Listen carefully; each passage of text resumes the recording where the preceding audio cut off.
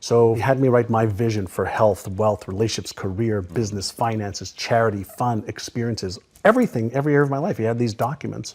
He said, I want you to read them every day. And you're going to do it while you come into the office so that I know that you've done them. And I want you to run your fingers across them as you're reading them. And then when you're finished one paragraph, close your eyes, and I want you to feel, what would it be like if that was true? So he got me to see it, to touch it, to close my eyes and visualize it and to feel it.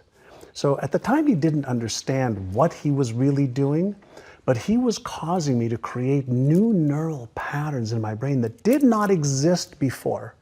The only success that I'd ever really seen was on Lifestyles of the Rich and Famous. And I said, one day, I want a life like that. And so every single day for a year, I had to do that. And it only took 10 or 15 minutes. And there was also beliefs. You talked about what else was in there. He also asked me to write down, what would you have to believe about yourself in order to achieve those goals? I said, well, I'd have to believe I'm smart enough, but I don't. He goes, I don't want to know what you don't. He says, what would you have to believe? Well, I have to believe I'm smart enough.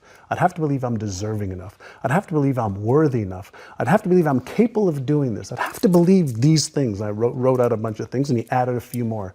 He says, great. Now I want you to record those things.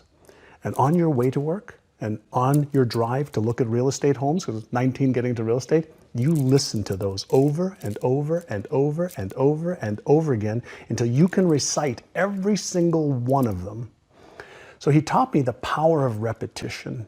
He taught me the power of looking at stuff, touching stuff, feeling stuff, seeing stuff, hearing stuff, memorizing stuff.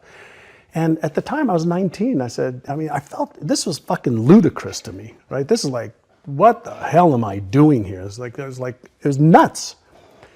But that first year at 19, I made like 30 some odd $1,000, which was $5,000 more than my dad made as a cab driver. So I said, something's working.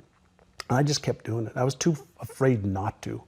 So I kept doing it. In the second year, I made $151,000. Whoa. 5 times. Now, in the second year, he started upgrading my knowledge and skills more. So he started to say, okay, instead of doing this now you've graduated to doing this.